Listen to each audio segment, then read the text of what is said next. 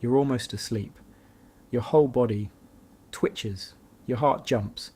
You're awake again, confused, slightly embarrassed.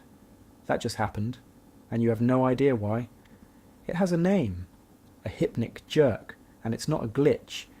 Your brain just made a decision, a very strange one it makes every single night. Tonight, you find out why. Your body has two operating systems, awake and asleep. Switching between them isn't instant. It's a handover. Your heart rate drops, your breathing slows, your muscles release tension, one group at a time. But your brain is still monitoring everything, still in threat detection mode, still asking, is it safe to go under? That handover takes around 10 minutes, sometimes longer, and it's during that window, right in the middle of the switch, that your brain makes its mistake. Here's exactly what happens. As your muscles lose tension and relax, your brain misinterprets it. It reads the sudden loss of muscle control as falling, not metaphorically, literally falling. Your brain's threat system, the amygdala, fires. Emergency signals sent instantly. Muscles jerk back to life. That's the twitch. That is your ancient survival system, saving you from a fall that never happened. Your brain thought you were dropping from a tree. In 2026, while lying in your 10 p.m. bed, this reflex is so old, researchers believe it predates modern humans. Primates sleeping in trees. Sudden muscle drop equals falling. Jerk awake equals survive. Your brain hasn't updated the firmware. Here's what nobody explains. Not everyone gets this, not every night.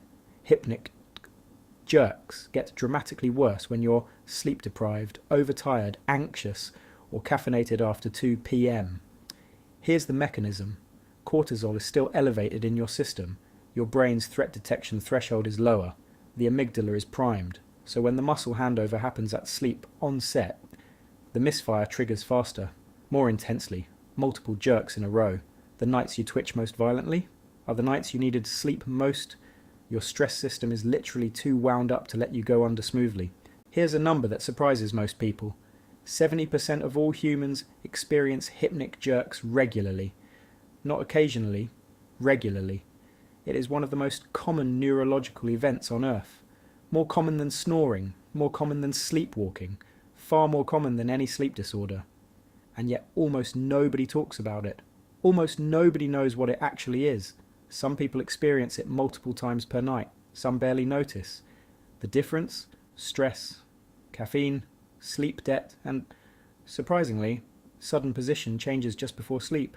You can reduce hypnic jerks significantly, not eliminate them, reduce. 3 things work. 1. No caffeine after 2 p.m. Caffeine keeps the amygdala primed for hours. The reflex fires harder. 2. Phone down 40 minutes before sleep. Same reason. Blue light plus cortisol elevation plus lower threshold equals worse jerks. 3. Slow breathing for 5 minutes before sleep. Not deep breathing, slow breathing. It lowers your cortisol baseline enough that the muscle handover triggers less amygdala alarm. The reflex doesn't disappear, but it stops waking you up. Your brain isn't broken. It's 300,000 years old, and it's still trying to save you from a fall. Every night, even now, while you lie completely safe. That's not a flaw. That's loyalty. Your body is doing this right now. Subscribe to understand it.